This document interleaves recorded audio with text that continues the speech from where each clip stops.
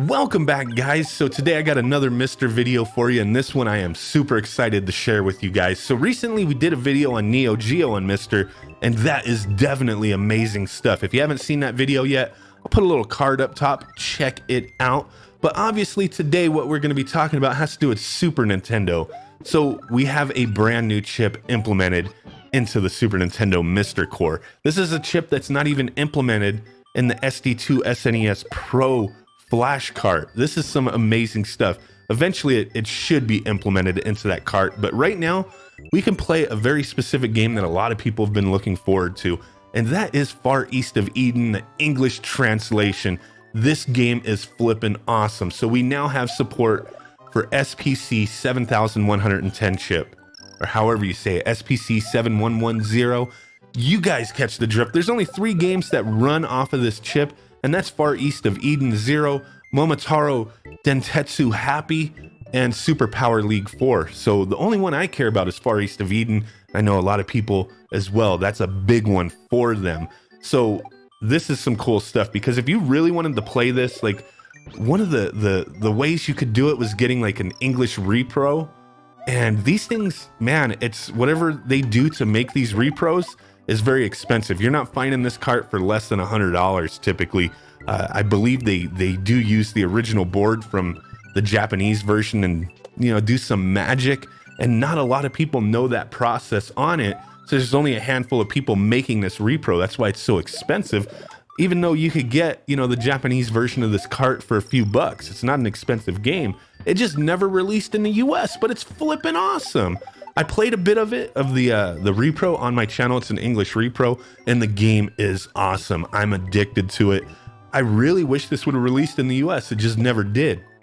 But what we need to do is, if you're running your MiSTer and you have the updater script, run that updater script. You will get the recent release of the Super Nintendo core. So as you see, we do have some updates here. They did put what additional chips are supported, and SPC7110 has been added. So you see here, we do have a nice chunk of the special chips running on MiSTer. So that is definitely cool.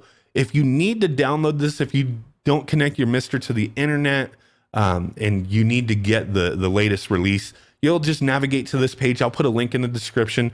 Click on releases for Super Nintendo. And as you see, this was just released yesterday. So here it is. You're going to scroll down. It's the latest releases are always at the bottom. You're going to grab this one. It has the date, September 21st, 2019, SNES.RBF. So you'll grab that one, click it, download, and that's it. Throw it where you have your cores on your SD card, your micro SD card for MiSTer, and you're good to go. I did take a clean ROM of this game, and I did run the translation from the translation patch from romhacking.net. If you download this pack, you do need to supply your own ROM. There's no ROMs being provided anywhere here. You guys know what's up, but you do need to know intro name version of Tengai Macchiao Zero Japan. That is the ROM that you will be looking for, not the Shonen Jump version, none of the weird ones that could possibly be out there. You need to make sure this is the exact ROM you have. Download the patch. The download link is right here. If you can see that, try to zoom up a little bit. Download patch right there gives you everything in English on this game. You do need to run it through a patcher. I run Beat, so this ROM hack does come with the Beat patch or an IPS patch or BPS patch anyway. So you could run it through either or. I use Beat. You can download Beat from here. It's very simple. I've shown this process on the channel in the past. You just run the executable, and it'll ask you to find the patch. So you'll click the patch, and then it'll ask you to find the ROM. You'll click the ROM, and then it will save it. So then you'll rename however you want it, like Far East of Eden English .sfc. Make sure you put the .sfc at the end.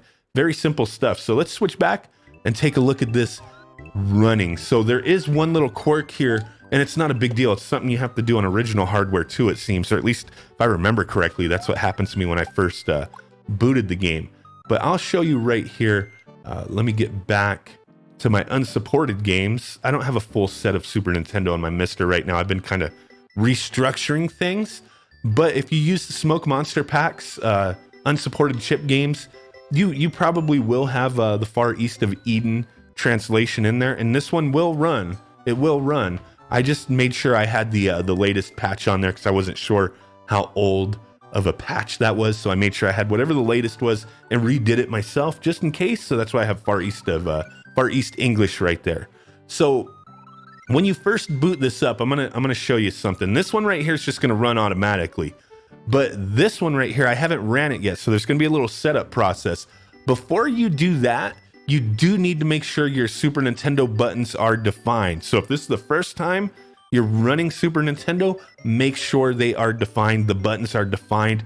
This is going to be very important for this next step. So what you're going to do, okay, we'll run this one just so I can kind of show you the process.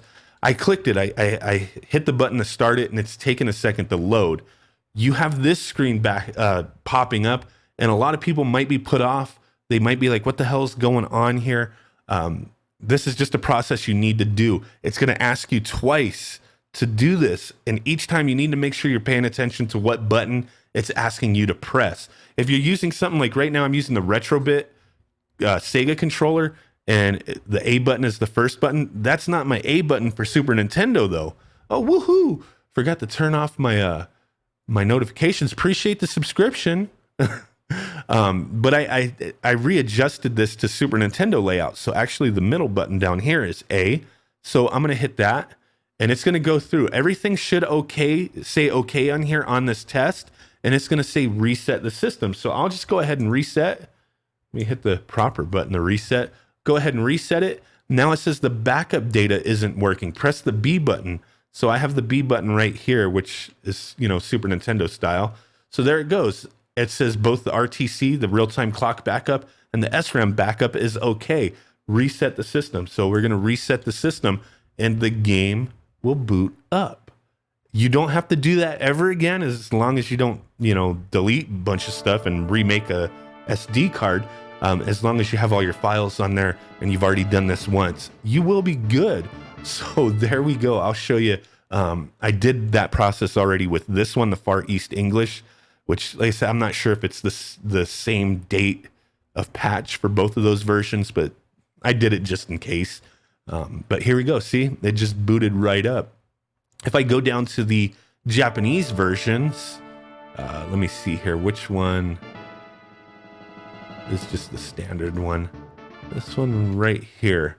Let me go ahead and boot that one up, and you'll see it's going to say the same thing, but in Japanese. So there we go. Really awesome stuff. This is definitely oops, Street Fighter Alpha 2. Accidentally loading stuff up here, guys. I'm a little sick, kind of getting over the flu or something here. But this got me really excited, and I've been waiting for it to become available to the public to share this with you guys. Because this is a game, if you're a role-playing game fan, this is one that is definitely well worth playing. It is such a beautiful game. The combat system, the story, everything involved. And the first time you boot it up too, you do need to set the current date. So I don't even know where we're at here. But it's definitely not 1995, right? It's 2019, homie. What is it, 10 a.m.? I don't know. There we go. 10:08 a.m. Press the A button to confirm. Is this okay? Hells yes, it's okay. Boom. Enter your birth year. Oh man, I'm not doing any of that. There you guys go. What would that make me? Like 24? I wish. There we go. So the game boots up. You have to do that on a cart as well. But here we go. The game is beautiful. I'll just let it run for a second so you guys kind of see, but there's a lot of craziness in this game. It is just so damn interesting. And to see this available on MiSTer just blows me away. Like I said, we can't play this on a flash cart right now, but we could play it on MiSTer with the Super Nintendo core, which is damn near close to playing on original hardware. I know there's a lot of people out there, emulation, whatever your choice is to play these kind of games, that's fine by me. But MiSTer is just such an awesome option for a lot of people out there, getting near, perfect, gameplay, or, the system representation, the way it's simulated is just an amazing thing to have. It's like, the analog systems. The analog systems are amazing. That's essentially what MiSTer is. It's like all the analog systems built into one, but more. You get TurboGrafx, Neo Geo, Super Nintendo, Sega Genesis, Master System, tons of classic computer systems, arcade systems. There's so much awesomeness with MiSTer that, man, if there's something you really want to jump into and you're into gaming and you want a little side project, MiSTer's definitely something to look into. There's a lot of help out there. Smoke Monster has a lot of information concerning MiSTer. I've been trying to step up my game and get some more MiSTer content out there for you guys, but there's definitely a lot of cool stuff out there. The MiSTer GitHub, to start out, there's a whole article on the wiki there on how to get everything going. So if you want to jump into this, links will be in the description for all that. You could start off with the DE10 Nano FPGA board. It's about $130. Get the add-on boards. You're sitting at around $200 total. It's not something extremely cheap to get into, but in my opinion, this is one of the gaming devices that I have that I'm just like, I'm amazed by. I just love it. Like, if I ever had to get rid of my collection, this is the one thing I would keep, because it gives me that near perfect accuracy of the original consoles, in a little device, and I'm really digging it. But you guys know, it's a role-playing game. Can't really show too much unless we were live streaming. Can't have this video be a let's play for a long-ass role-playing game. But definitely, if you're interested, check everything out in the description. Really do appreciate you guys hanging out with me. With that said, I will catch y'all next time. Peace out, bye-bye, and boom, boy.